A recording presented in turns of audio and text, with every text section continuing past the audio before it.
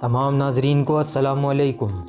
سقوط ڈھاکہ کی ابتدا پاکستان بننے کے فوری بعد ہی شروع ہو چکی تھی، جب مشرقی پاکستان میں مقیم بنگالیوں نے بنگلہ کو ملک کی قومی زبان بنوانے کے لیے احتجاج اور مظاہرے شروع کر دیے تھے۔ ہماری داستان سقوط ڈھاکہ سے متعلق ہے اور اس سیریز میں ہم آپ کو سقوط ڈھاکہ کی اہم وجوہات، پس منظر اور اہم واقعات کے بارے میں بتائیں گے۔ داستان آگے بڑھانے سے پہلے آپ سے گزارش ہے کہ ہمارے چینل کو سبسکرائب کریں اور بیل کے آئیکن کو کلک کرنا نہ بھولیں۔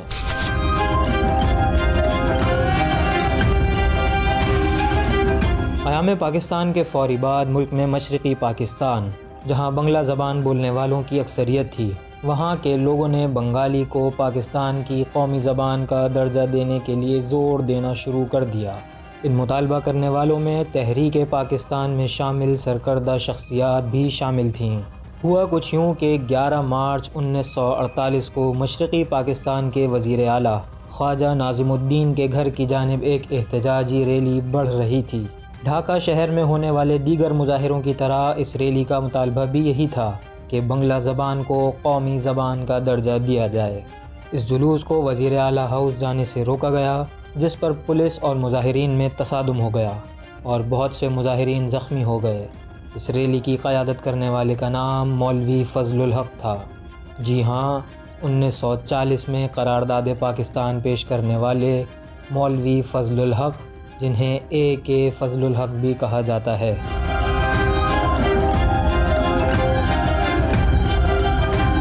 قومی زبان کا مسئلہ بڑھتے بڑھتے مغربی پاکستان تک جا پہنچا اور پھر سن 1948 میں بانی پاکستان قائد اعظم محمد علی جناح کو اس تنازع کے مرکز ڈھاکہ جانا پڑا۔ 21 مارچ 1948 کو قائد اعظم محمد علی جناح نے ڈھاکہ کے ریس کورس گراؤنڈ میں عوام سے خطاب کیا اور قومی زبان کے مسئلے پر دو ٹوک موقف کا اعلان کیا۔ قائد اعظم نے کہا، Let me make it very clear to you, leave no doubt that the state language of Pakistan is going to be Urdu and no other language.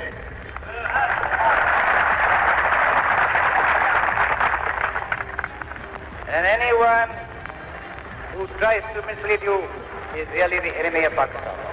Without a state language, no nation can remain tied up solidly together and work together.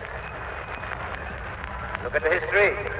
Every government has got to have some state language.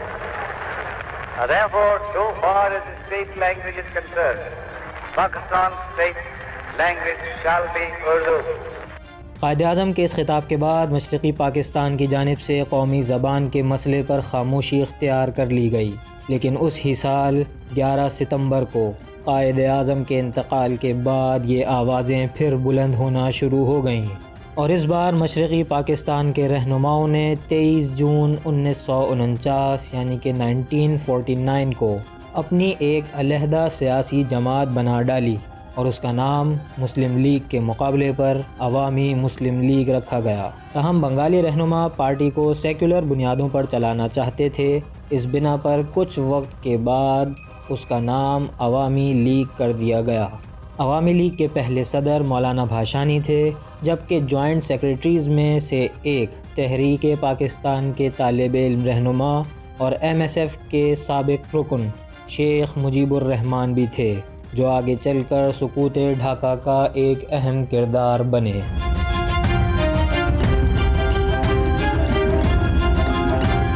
عوامی مسلم league بننے کے بعد ہی قیام پاکستان کی تحریک کے اہم رکن حسین شہید سہروردی بھی اس جماعت میں شامل ہو گئے۔ سیاسی جماعت بن جانے کے بعد بنگلہ کو قومی زبان بنانے کا مطالبہ مزید شدت اختیار کر گیا۔ 26 جنوری 1952 یعنی 1952 کو وزیر اعظم پاکستان خواجہ ناظم الدین، جو خود بھی بنگالی رہنما تھے، انہوں نے ڈھاکہ کے پلٹن میدان میں خطاب کرتے ہوئے کہا کہ پاکستان کی سرکاری زبان اردو کو ہی ہونا چاہیے۔ اس خطاب کے بعد پورے مشرقی پاکستان میں عوامی لیگ کی سربراہی میں مظاہرے شروع ہو گئے اور اس پر جلتی کا کام ڈھاکہ یونیورسٹی کے ایک واقعے نے کیا۔ ہوا کچھ یوں کہ احتجاجات کی وجہ سے ملک میں امن و امان کی صورتحال بے قابو ہو رہی تھی۔ 20 فروری 1952 یعنی 1952 کو حالات پر قابو پانے کے لیے ڈھاکہ ڈسٹرکٹ مجسٹریٹ نے دفعہ 144 نافذ کر دی اور یوں 4 سے زیادہ لوگوں کے جمع ہونے پر پابندی عائد کر دی گئی، لیکن ڈھاکہ یونیورسٹی کے طالب علموں نے اس پابندی کو نہ مانا اور 21 فروری یعنی اگلے ہی روز ٹریفک بلاک کر کے احتجاج شروع کر دیا۔ وہ آنے جانے والی گاڑیوں کو روکتے اور جو گاڑی نہ رکتی اس پر پتھراؤ اور لاٹھی چارج کر دیتے۔ احتجاج تھوڑا زیادہ بڑھا تو پولیس نے احتجاج روکنے کی کوشش کی، جس پر تصادم ہو گیا اور پولیس کی فائرنگ سے 5 طالب علم ہلاک ہو گئے، اور یہ بات پورے مشرقی پاکستان میں آگ کی طرح پھیل گئی کہ بنگلہ زبان کے لیے 5 طالب علموں نے جان دے ڈالی۔ پھر یوں ہوا کہ اگلے دن کی صبح کا آغاز پرتشدد مظاہروں سے ہوا۔ تعلیمی اداروں میں پاکستانی پرچم زبردستی سرنگوں کر دیے گئے اور پولیس سے تصادم میں مزید لوگ جان سے ہاتھ دھو بیٹھے، جس کے بعد مشرقی پاکستان میں کرفیو نافذ کر دیا گیا۔ ان تمام واقعات کا فائدہ عوامی لیگ کو ہوا اور وہ مشرقی پاکستان کی مقبول ترین جماعت بن گئی۔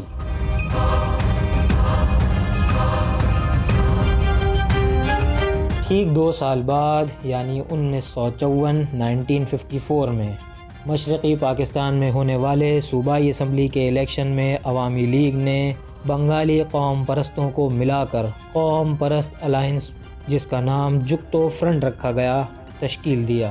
اس الائنس کا نتیجہ یہ نکلا کہ جکتو الائنس نے 97% نشستیں حاصل کر لیں اور شیر بنگلہ مولوی A.K. فضل الحق مشرقی پاکستان کے وزیر اعلیٰ بن گئے، جس کا فائدہ یہ ہوا کہ 19 اپریل 1954 کو پاکستان کی دستور ساز اسمبلی نے اردو کے ساتھ ساتھ بنگلہ زبان کو بھی قومی زبان کا درجہ دے دیا۔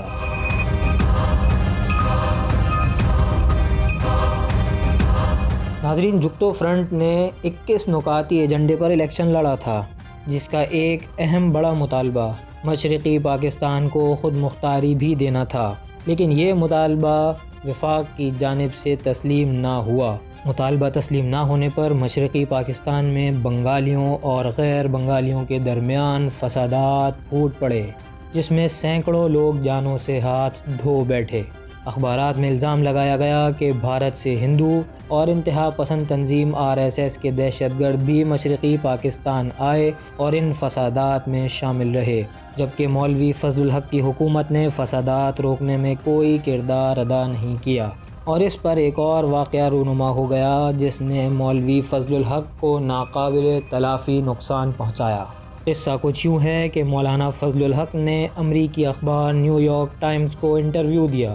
جب انٹرویو نشر ہوا تو اس انٹرویو میں مولانا سے منسوب یہ بات نشر کی گئی کہ وہ بنگال کو پاکستان سے الگ کرنا چاہتے ہیں۔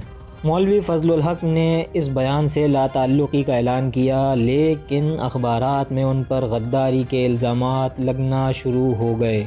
نتیجتاً 23 مئی 1954 کو گورنر جنرل غلام محمد نے فضل الحق کی حکومت کو ختم کر کے گورنر راج نافذ کر دیا اور بنگال ہی سے تعلق رکھنے والے اسکندر مرزا کو مشرقی پاکستان کا گورنر بنا دیا گیا۔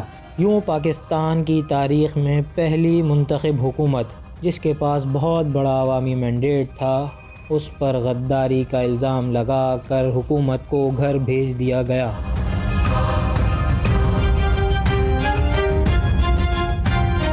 16 جون کو وزیر اعظم پاکستان محمد علی بوگرا، جن کا تعلق بھی بنگال سے تھا، نے اعلان کیا کہ مولوی فضل الحق نے اپنی غداری کا اعتراف کر لیا ہے اور انہیں نظر بند کر دیا گیا ہے۔ ساتھ ہی جکتو فرنٹ کے 659 سرکردہ افراد کو بھی گرفتار کر لیا گیا، جن میں وزیر زراعت شیخ مجیب الرحمان بھی شامل تھے۔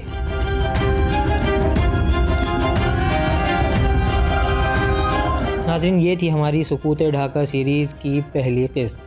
اگلی قسط میں ہم آپ کو بتائیں گے کہ اگرتلہ سازش کیا تھی، کس طرح شیخ مجیب الرحمان کو اقتدار ملا۔ شیخ مجیب الرحمان کی پارٹی عوامی لیگ نے کون سے 6 مطالبات پیش کیے؟ 1970 کا الیکشن کیوں ملتوی کرنا پڑا اور الیکشن کے کیا نتائج سامنے آئے؟ اگلی ویڈیو تک کے لیے السلام علیکم۔